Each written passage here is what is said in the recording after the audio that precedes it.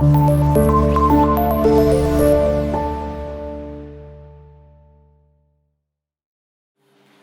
यहां पे हमने सीखा first ionization energy, second ionization energy and third ionization energy. और थर्ड आयोनाइजेशन एनर्जी उससे भी ज्यादा लगेगी, क्योंकि जितना हम इलेक्ट्रॉन निकालते जाएंगे न्यूक्लियस उस पर और मजबूत होता जाएगा और उसके खिलाफ हमें एनर्जी और ज्यादा लगानी पड़ेगी। तो इसके अगर हम ऑर्डर को इस तरीके से लिखते हैं कि आयोनाइजेशन एनर्जी कैल्शियम 3 पॉजिटिव की सबसे ज्यादा, कैल्शियम 2 पॉजिटिव और कैल्शियम 1 पॉजिटिव, तो ठीक है। इसी तरह एल्यूमिनियम की भी लिख सकते हैं जो आपकी बुक में है, 3 positive, aluminium 2 positive, aluminium 1 positive. इसके बाद हम कैल्शियम भी लिख सकते हैं, इधर एल्यूमिनियम भी लिख सकते हैं। ये ऑर्डर है हमारे पास कि इंक्रीज कैसे होती है। अब हमने आयोनाइजेशन एनर्जी को स्टडी किया, उसके फर्स्ट, सेकंड और थर्ड को देखा। अब हम कहते हैं कि आयोनाइजेशन एनर्जी का प्रिंसिपल क्या है। तो वो ये है, it find the stability of an atom, it find the stability of atom. मेरे पास एक एटम है, उसके अंदर से इलेक्ट्रॉन रिमूव करने के लिए एग्जांपल लाइक 1000 एनर्जी चाहिए, और एक एटम है उसके लिए ओनली 200 चाहिए। तो एटम ज्यादा स्टेबल और मजबूत कौन सा हुआ? जिस एटम में से इलेक्ट्रॉन को निकालने के लिए 1000 एनर्जी लगी। जितना एटम ज्यादा मजबूत होगा, स्टेबल होगा, उतनी ही ज्यादा एनर्जी हमें रिक्वायर्ड होगी। तो उसकी कितनी ज्यादा स्टेबिलिटी हो सकती है, उतनी ही ज्यादा हमें एनर्जी रिक्वायर्ड होगी। अच्छा, अब इसके बाद हम इसके फैक्टर्स को स्टडी करते हैं। आयोनाइजेशन एनर्जी के ऊपर कौन कौन और कैसे अफेक्ट करता है, उसमें 5 फैक्टर्स हैं। Number 1, factor affecting of the ionization energy, nuclear charge, nucleus की जो ताकत है उसको, electronic arrangement, size of atom, shielding effect और स्पिन, इलेक्ट्रॉन स्पिन। ये 5 फैक्टर्स को हम स्टडी करते हैं। सबसे पहला जो फैक्टर हम स्टडी करने जा रहे हैं वो है साइज ऑफ एटम। अब अगर हम ये देखें कि एक हमारे पास कोई एटम है, उस एटम में सेंटर में पाया जाता है न्यूक्लियस।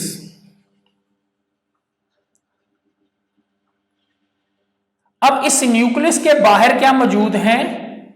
इलेक्ट्रॉन। ये हमारे पास इलेक्ट्रॉन है। ये एक मैंने एटम बनाया। इसके मुकाबले में मैं एक और एटम बनाता हूं कि जहां पे हम ये कहते हैं कि ये एटम है, इसके सेंटर में न्यूक्लियस है और इसके बाहर भी क्या है? इलेक्ट्रॉन। अब इन दोनों एटम्स में ये वाला जो एटम है, इसका साइज बड़ा है, इसका साइज छोटा है। अब इन दोनों के अंदर इस एटम के न्यूक्लियस की ताकत ज्यादा है, तो जिसकी वजह से इस इलेक्ट्रॉन को निकालना मुश्किल है। मैं आपको मिसाल देता हूं, जैसे कि ये देखें, ये मेरे पास मार्कर है।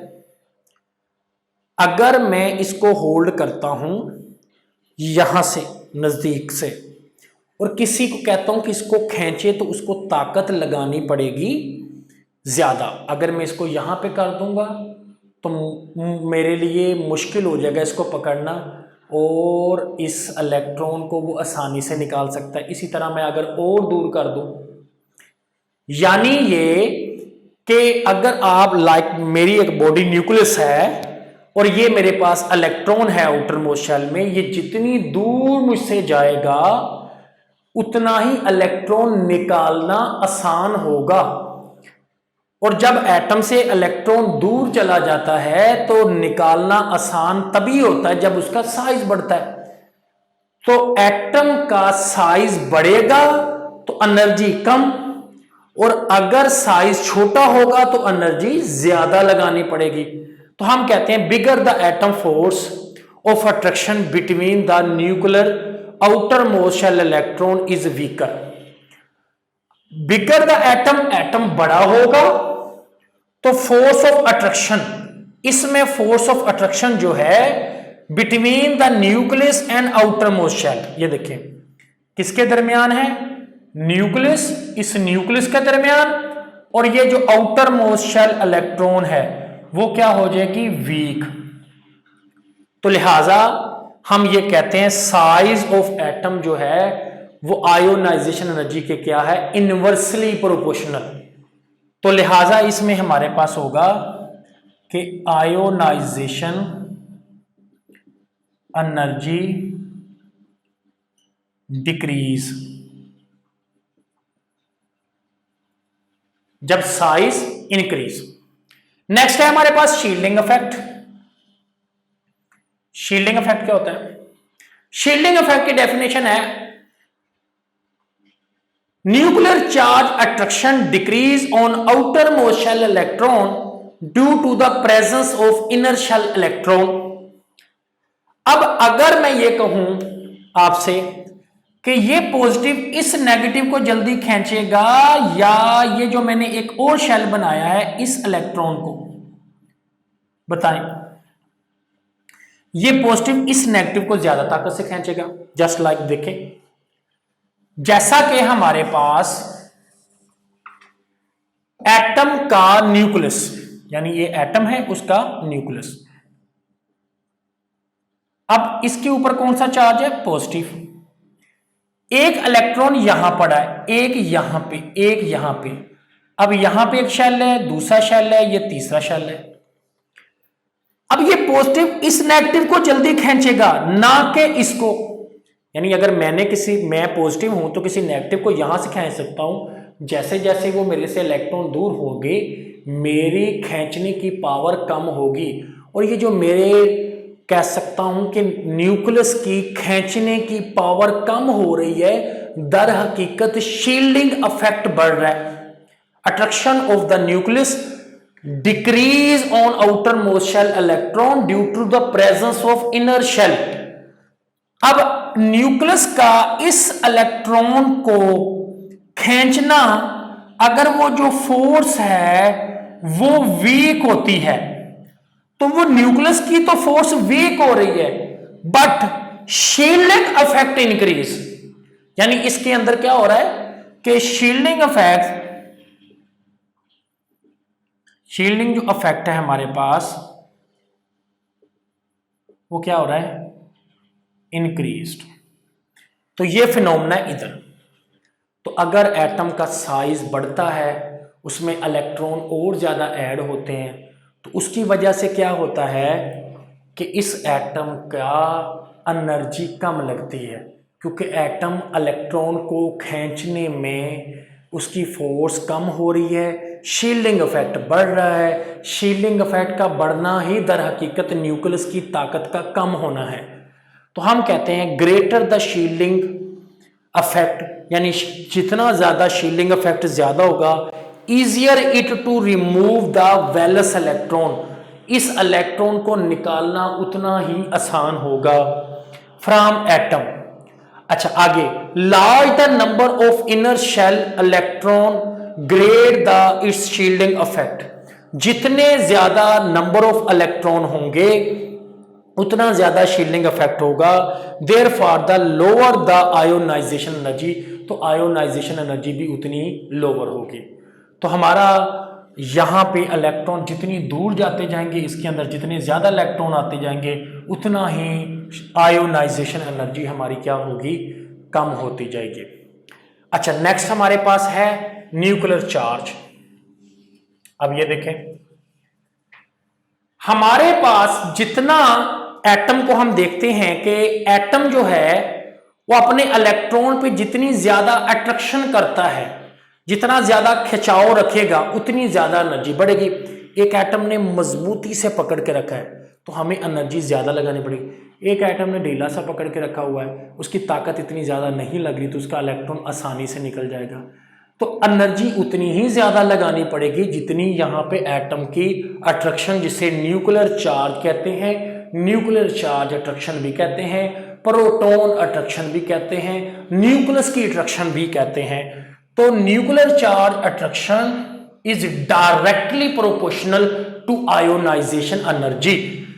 Great the effective nuclear charge, जितना ज्यादा न्यूक्लियस की ताकत होगी, greater the electrostatic force of attraction, उतना ही उसकी खींचने की ताकत ज्यादा होगी।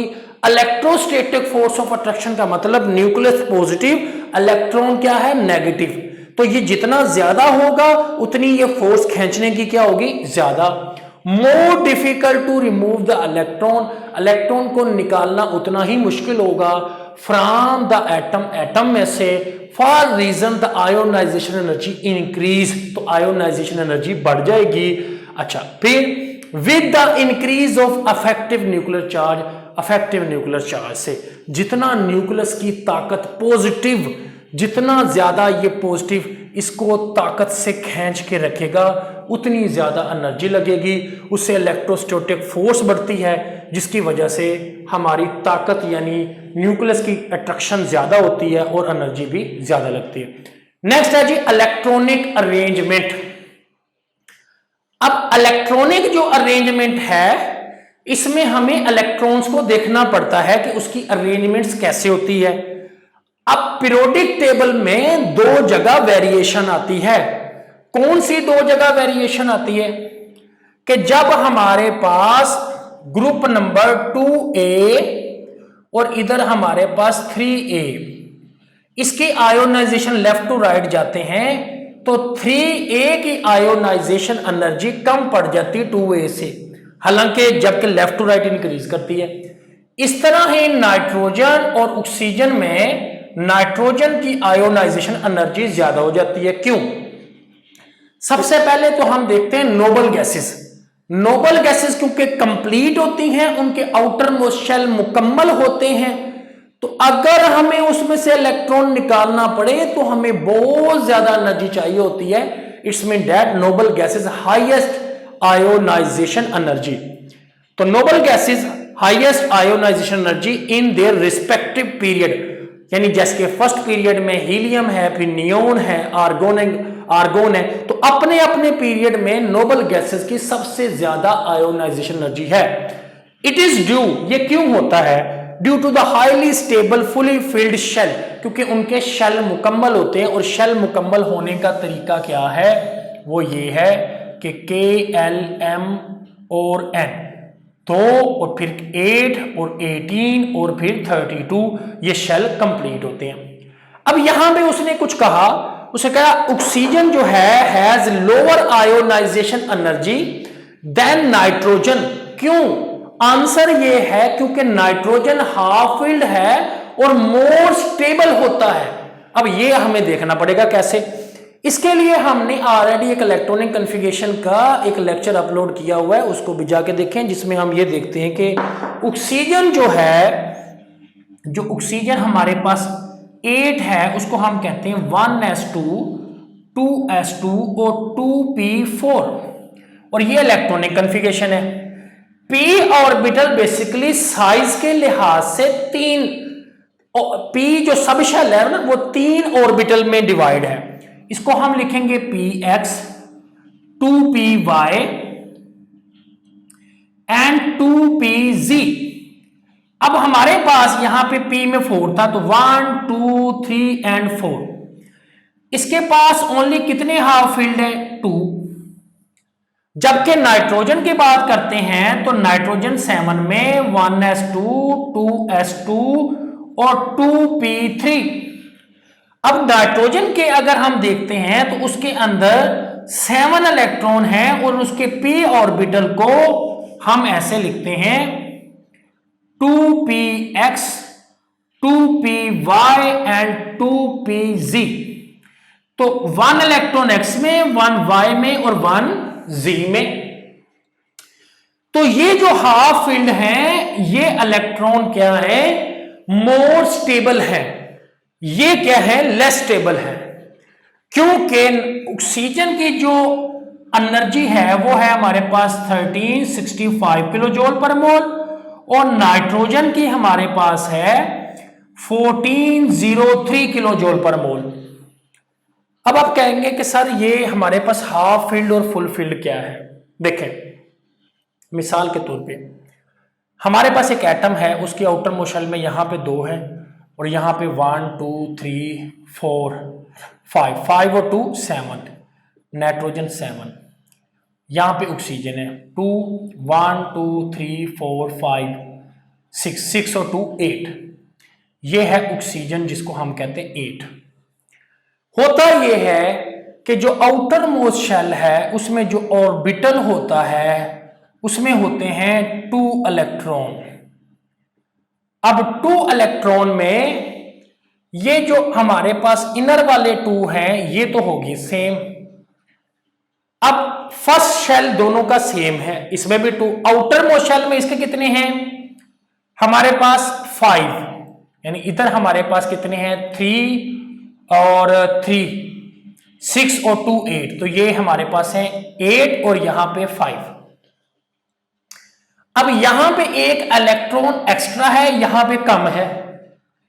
अब यहां पे जो एक इलेक्ट्रॉन एक्स्ट्रा आता है वो बेसिकली होता ये है कि नाइट्रोजन के भी यहां पे p ऑर्बिटल हैं 3, इसके भी p है 3, इसमें एक एक रहता है और इधर एक एक और ये 2 हो जाते हैं। अब ये कहानी चलती है 2 ऑर्बिटल की।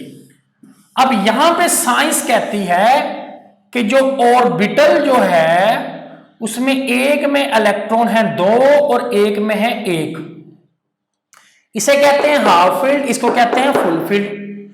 इसकी एनर्जी ज्यादा है, इसकी कम, क्योंकि यहां पे 2 इलेक्ट्रॉन की आपस में भी रिपल्शन है, तो इस रिपल्शन की वजह से इलेक्ट्रॉन निकालना इजी हो जाता है बनिस्बत इसके, तो इसको निकालना डिफिकल्ट है। अब आगे हमारे पास है इलेक्ट्रॉनिक स्पिन और पीरियोडिक टेबल में इसकी अरेंजमेंट।